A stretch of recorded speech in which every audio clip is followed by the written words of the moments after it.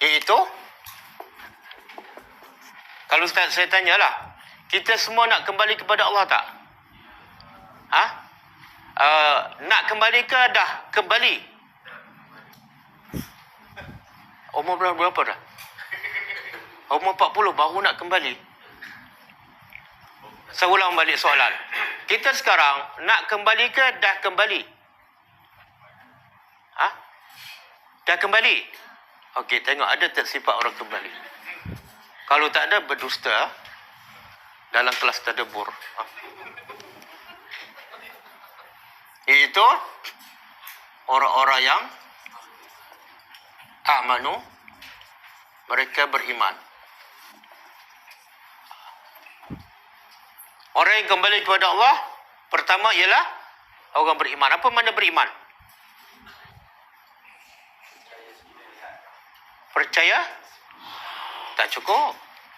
Orang kafir pun percaya Allah pencipta langit. Orang kafir pun percaya pada hari akhirat. Orang kafir tak percaya. Yahudi dan Nasara percaya tak pada hari akhirat? Percaya. Bahkan mereka kata mereka akan masuk syurga. Tapi mereka tak beriman walaupun percaya pada hari akhirat. Jadi takrif iman tu tak lengkap. Beriman kepada Allah, beriman kepada hari akhirat, beriman dengan rukun iman dan beramal. Orang Yahudi tak beramal. Dia percaya pada hari akhirat tapi tak beramal. Jadi beriman kepada Allah, yakin Allah itu Tuhan dan ikut semua perintahnya. Kemudian apa pula bukti dia beriman dan ikut perintah Allah? Apa bukti? Wa tatma'innu. Dan tatma'innu apa dia?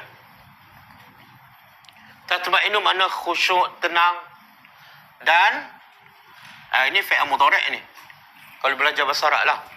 Fi'il mudhari' menunjukkan apa? Sentiasa. Dan sentiasa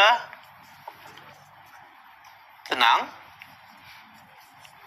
Qulubuhum, hati-hati mereka, bizikrillah, dengan zikrullah. Apa makna zikrullah?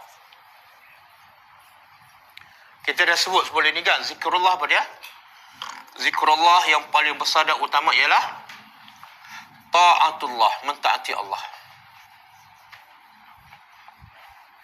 Daripada ta'at Allah tu pecahlah. Ada zikir subhanallah, ada solat, ada baca Quran,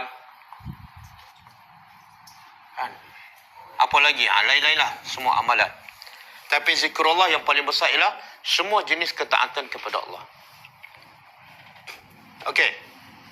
Jadi tanda orang kembali kepada Allah, dia beriman. Tanda dia beriman apa dah? Dia tenang. Tenang dengan apa ni? Ada tak tanda tu? Ada tak? Ada ke tak? Tak, dengar baik-baik ya. Lepas ni Allah tegaskan lagi. Ala bizikrillah. Ingatlah. Ayat ni kena terjemah macam ni. Ingatlah hanya dengan berzikir kepada Allah, tatma'innu, hati-hati sentiasa tenang. Boleh? Boleh faham? Faham tak maksud ayat ni? Apa yang Allah nak beritahu?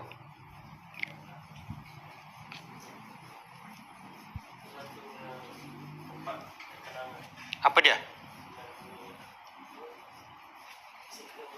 Satu, Allah nak bagi tahu ketenangan di mana? Ketenangan di mana? Hati. Bukan pada pakaian, bukan pada fizikal, bukan pada jawatan. Semua orang nak tenangkan, tapi dia lupa ketenangan tu bukan pada gambaran material luaran. Tak. Ketenangan di hati. Berapa ramai yang harta banyak, pangkat besar, tapi hati dia tak tenang. Dia tak tenang. Berapa ramai yang tak ada apa-apa, dia tenang, dia tawakal pada Allah. Kan? Ingat, satu, tenang di hati. Selagi hati tak tenang, jangan menipu orang bahawa kamu bahagia. Okey, yang kedua, penyebab paling utama, bukan paling utama ni, satu-satunya sebab hati tenang satu je, iaitu zikrullah. Makna selain pada zikrullah, tak mungkin akan menenangkan hati. Ini makna ni. Ala bizikrillah. Ingatlah, hanya dengan mentaati Allah, hanya dengan berzikir, barulah hati kamu akan tenang. Okey. Bolehkah? Macam mana ni? Tanda ni ada tak pada kita? Ada ke tak ada? Jawab aja, sebab Allah tahu dalam hati kita. Ada tak? Okey. Kadang-kadang dia macam ni, kadang-kadang kita perasan. Dia dalam tafsir ulama mengatakan dengan zikir pada Allah hati dia tenang. Maksudnya apa? Bila dia solat, jiwa dia rasa tenang je. Rasa bahagia je, rasa seronok je. Bila dia buat maksiat, rasa serabut je, rasa tak tenang je. Rasa gelisah je. Bila dia berzikir, tenang, sejuk je hati. Dan bila tenang, bila sejuk, dia akan buat apa? Kalau berzikir ataupun baca Quran, dia rasa tenang je, sejuk je. Dia akan buat apa lepas tu? Dia akan sambung lagi. Iyalah. Kita kalau dah seronok, kita buat sekejap ke lama? Lama. Sebab itulah bila Nabi baca Quran, mana ada 5 minit, mana ada 10 minit. Sebab baca Quran tu menenangkan hati Nabi berjam-jam. Itulah tanda tenang dengan zikrullah. Makan biasa-biasa je, tak rasa seronok. Berjalan tak rasa seronok. Tengok pemandangan tak berapa seronok sangat. Tapi bila solat, beribadat pada Allah, bila berzikir, itu tanda orang tu kembali kepada Allah. Boleh? Kita masa zikir tu rasa tenang tak? Rasa seronok tak? Contohlah zikir la Allah kan? Nak baca 10 ke nak baca 100 kali? Dia ada 2 pilihan tu. Kalau zikir pagi kan, dia kata kalau malas 10 kan? Dia tulis dalam buku, kalau malas 10. Kita pilih yang mana? Pilih yang mana? Itulah tanda tak tenang. Itulah tanda tak tenang. Bila kita nak cepat, seolah benda tu tak membahagiakan kita. Mana mungkin benda yang tenang, benda membahagiakan, kita nak cepat tinggal? Mana mungkin? Mana mungkin? Lepas tu Sayyidina Ali dia kata apa? Kalau boleh, dalam solat aku tak nak bagi salam. Kalau boleh aku tak nak bagi salam. Tapi sebab ada tanggungjawab lain, aku kena bagi salam. Kenapa kalau boleh tak nak bagi salam? Sebab tenang je dengan solat. Bahagia je. Boleh faham? Ayat ni ramai orang tersilap faham. Biasa dengar ayat ni kan? Ustaz, saya masa zikir tenang je. Berapa minit? 5 minit je. Makan berapa lama? Setengah jam. Masa tengok sungai, duduk kat sungai berapa lama? 5 jam. Apa tenang dengan zikirnya? Kalau tenang dengan zikir 5 jam. Duduk kat sungai, 5 minit je. Kenapa duduk sekejap ni? Tak tenang lah. Sebab Allah kata tenang dengan zikrullah.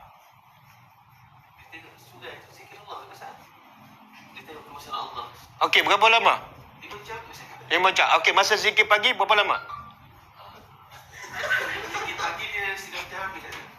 Okey, lepas tu kenapa tak sambung dengan baca Quran? Mana lebih besar, baca Quran dengan tengok sungai?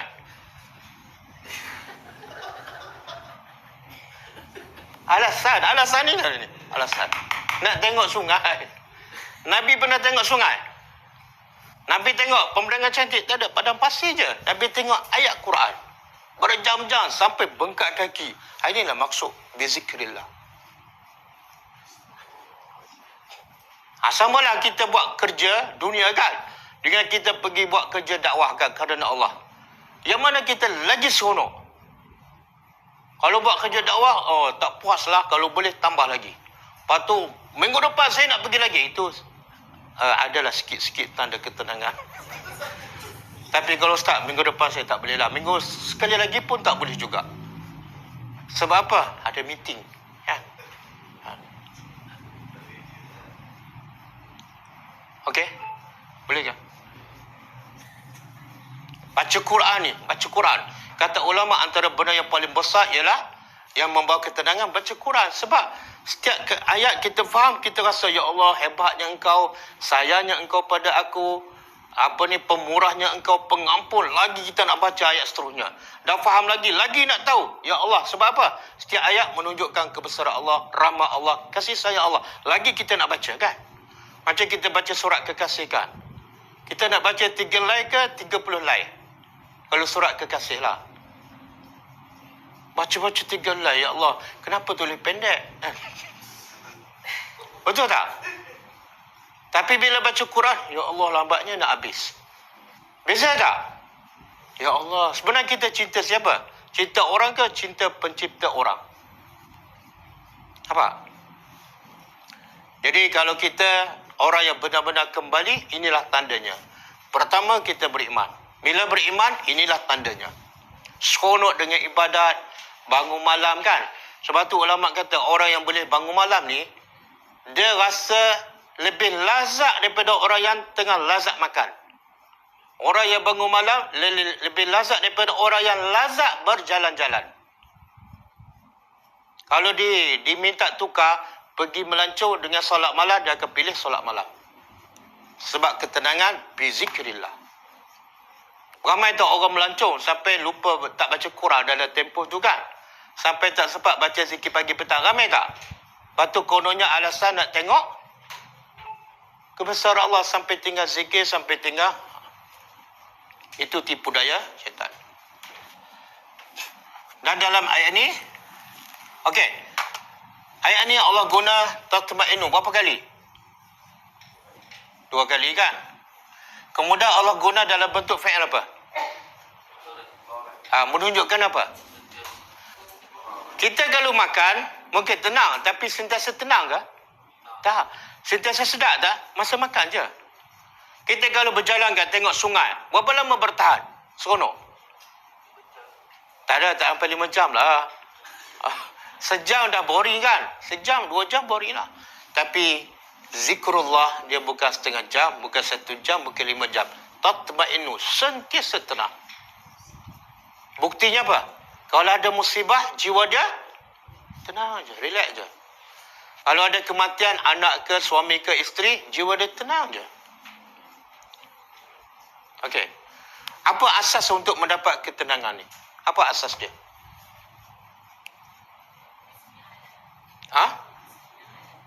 Apa dah? Rezeki yang halal. Bukan juga. Bukan.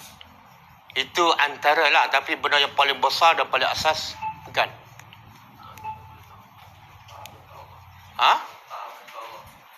Bukan.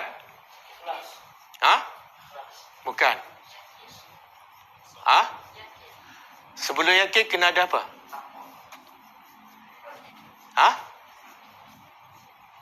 Sebelum yakin kena ada apa? Ilmu. Tak mungkin kita takwa, tak mungkin kita yakin kalau tidak ada ilmu. Sebab tu ayat pertama turun, Iqra. Dan sebab itulah dalam kisah Nabi Ibrahim kan? Nabi Ibrahim minta apa kepada Allah? Dalam ayat 260 surah Al-Baqarah. Wa iz qala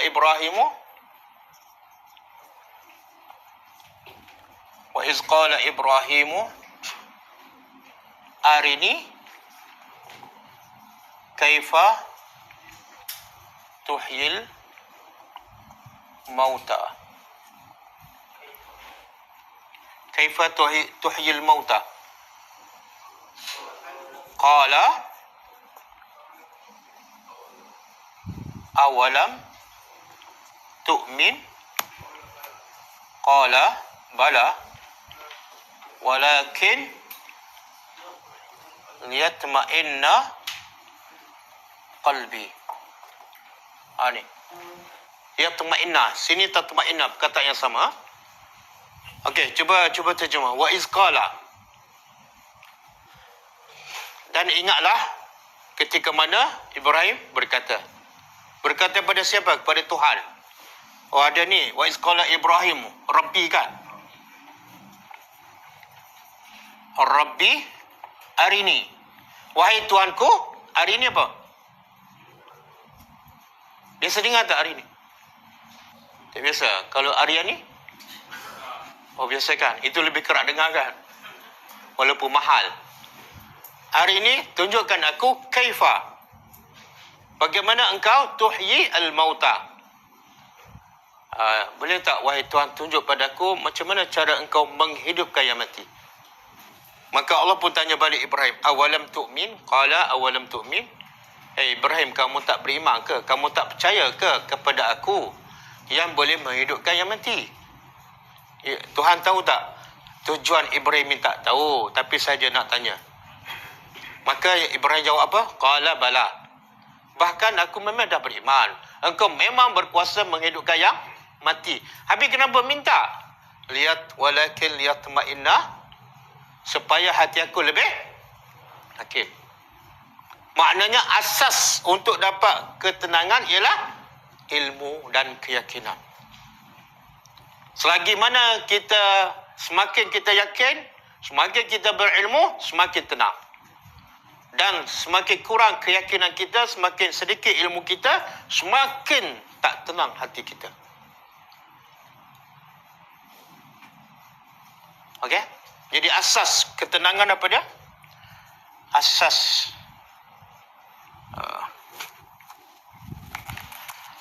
ataupun syarat ketenangan hati.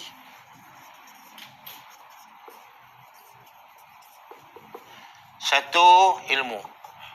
Ilmu apa ni? Tentulah ilmu Al-Quran dan Sunnah. Dan Sunnah. Yang kedua, yakin. Ada orang ada ilmu tapi tak yakin. Yang ketiga, yang Nabi ajar kita supaya kita baca doa. Minta supaya hati tenang. Kan? Saya dah sebut sebelum ni. Apa doa tu? Nak hati tenang pun kena minta juga. Jangan minta panjang umur sahaja. Apa doa tu? Allahumma inni as'aluka. Bukan. Dia betul-betul sebut mutmainnah. Allahumma inni as'aluka nafsan bika mutmainnah. Ya Allah, aku mohon pada engkau nafsan jiwa yang tenang dengan engkau. Tenang dengan engkau sama tenang dengan zikrullah. Kalau dengan Allah tak tenang, jangan cakaplah dengan yang lain lagi tak tenang. Kemudian, macam mana nak dapat jiwa yang tenang? Tu'minu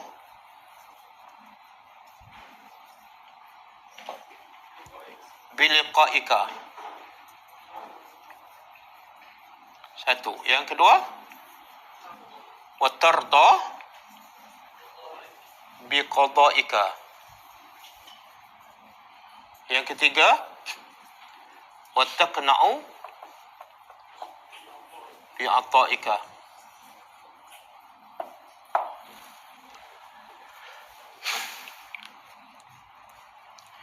Jadi kalau kita nak jiwa yang tenang, kena minta pada Allah. Kena lengkap rukun dia ni. Semua kita cemah. Ya Allah, aku mohon pada engkau nafsan jiwa yang tenang dengan engkau. Bukan tenang dengan makanan, bukan tenang dengan duit, bukan tenang dengan anak isteri. Tak, dengan engkau tenang. Kan ada satu malam Nabi duduk dengan Aisyah kan. Nabi sayang pada Aisyah. Aisyah pun cinta pada Nabi. Tapi Nabi kata pada Aisyah, ya Aisyah, aku sayang pada engkau. Tapi aku lebih cinta duduk bersama Allah. Faham? Dengan engkau jiwaku lagi tenang. Kita kalau biasa berjalan kan, kalau musafir kan, Mana kita tenang? Tengah makan, tengah berjalan ke tengah solat jamak qasar tu? Mana lebih tenang? Ha?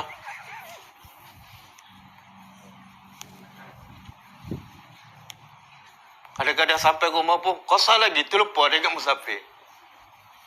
Okey. Jadi rukun jiwa tenang pada beriman dengan liqa. Makna dia nafsu tu percaya dia akan jumpa Allah. Bila dia percaya dia akan jumpa Allah setelah mati, apa akan dia buat? Dia akan buat apa? Ha?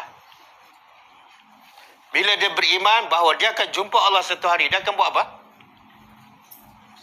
Ha?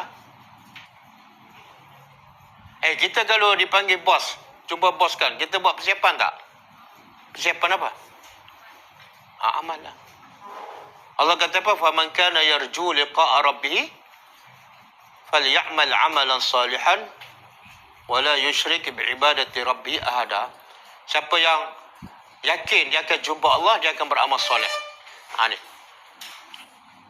Jiwa yang tenang, pertama dia beriman akan jumpa Allah.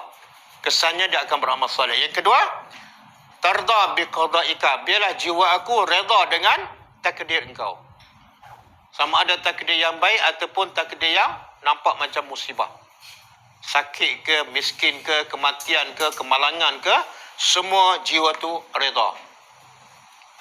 Kalau ada musibah aja, dia kelang kabut, dia gelisah. Bukan jiwa yang tenang. Dan yang ketiga, taqna'u apa makna? Qana'ah.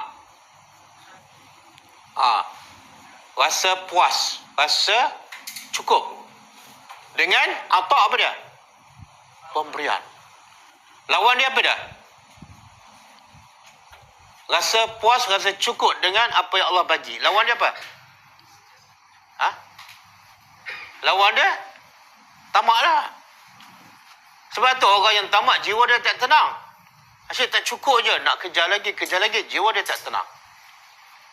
Jadi sebenarnya qanaah ni satu anugerah Allah. Satu nikmat yang besar yang Allah bagi kepada orang beriman. Bila jiwa dia qanaah, dia akan tenang je. Tak kelang kabut. Okey? Jadi syarat ketenangan hati, ilmu. Yang kedua, yakin. Yang ketiga tu, sambung je. Beriman. Beriman dengan perjumpaan Allah.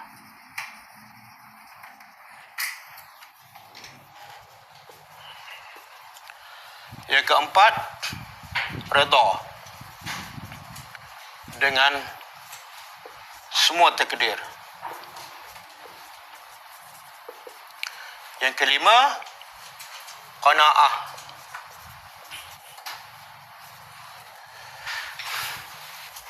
Hari itu dapat 100, alhamdulillah. Besok dapat 500, alhamdulillah. Lusa dapat RM5, alhamdulillah. Okey, boleh kah? Nampak tak nampak?